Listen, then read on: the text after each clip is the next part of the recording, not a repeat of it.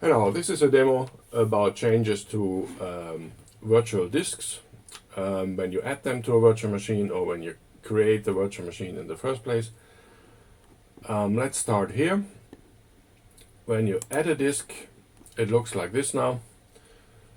You have two cases. You can create a new disk image, or you can use an existing one, for example, a file, or maybe more interesting, block devices and storage volumes are also under this point here. So when you create a new one, you have to select the location and then the name and the format.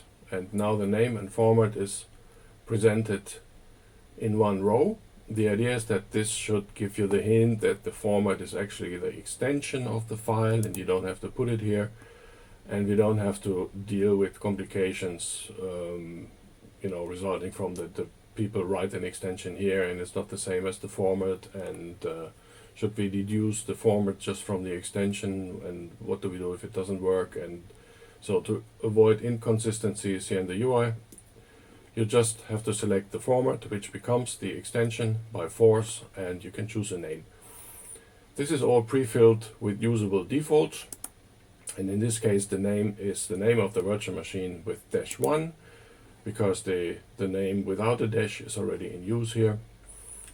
And if I would now go and change this here, and then it would tell me that this exists already, and if I would go ahead, this will be overwritten because we make a new disk image. This is not using the existing one in this case, even if the file already exists.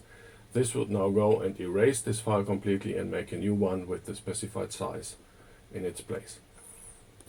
So that's a dangerous situation. So the button is red in this case, and we might decide that it's so dangerous that we don't even allow it at all here, maybe. But if you run into this and you're scared, then there's a action here that you can do, and you can get automatically back to a file name that is not in use yet. So, and if you want to use something that exists already, of course you just have to specify the path here.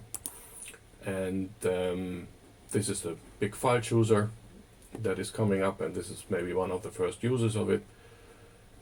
And you can select stuff here from your recent files, or from your download directory, or even in the libvirt default location, or you can choose it from pools. And these are now block devices. And yeah, let's use this one, and it's going to be added as a disk, and we are done. Let's remove it. Okay, there's a different video that explains the motivation a bit more, and this is the evolved version of the UI.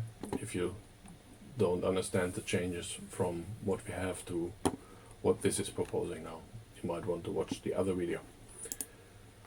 So, and then we have same kind of thing in the create virtual machine dialog, and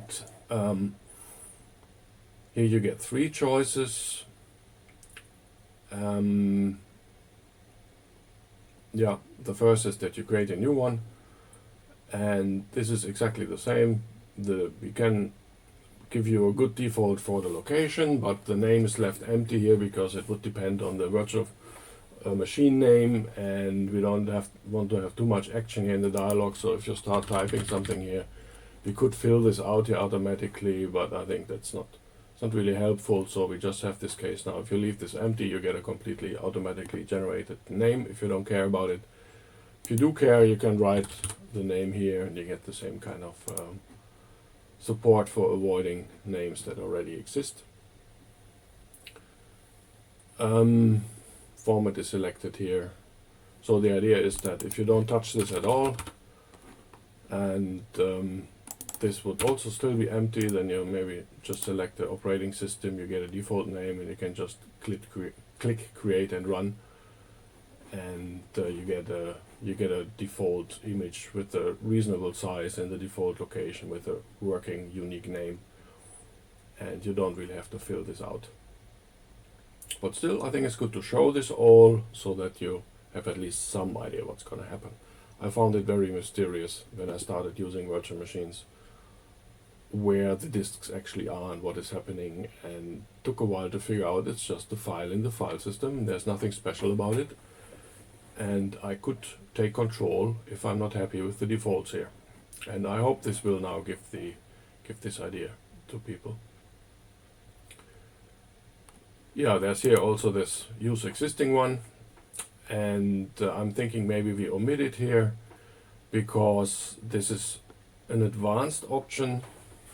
It's mainly useful for block devices maybe, and because this will always overwrite what is in the image. If you add an existing disk image, then the content of that disk image will not be changed. So maybe you have some drive, some disk from a different virtual machine that you have disconnected, and then you want to connect it to another machine.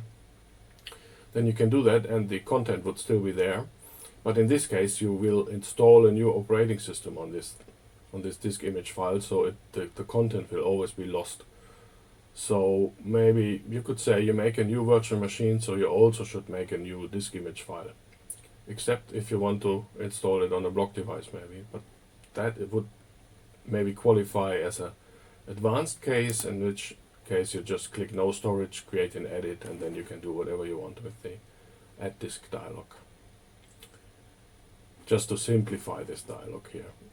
It will be less powerful, of course, but it's also less confusing. Okay, that was a quick demo. Thanks a lot.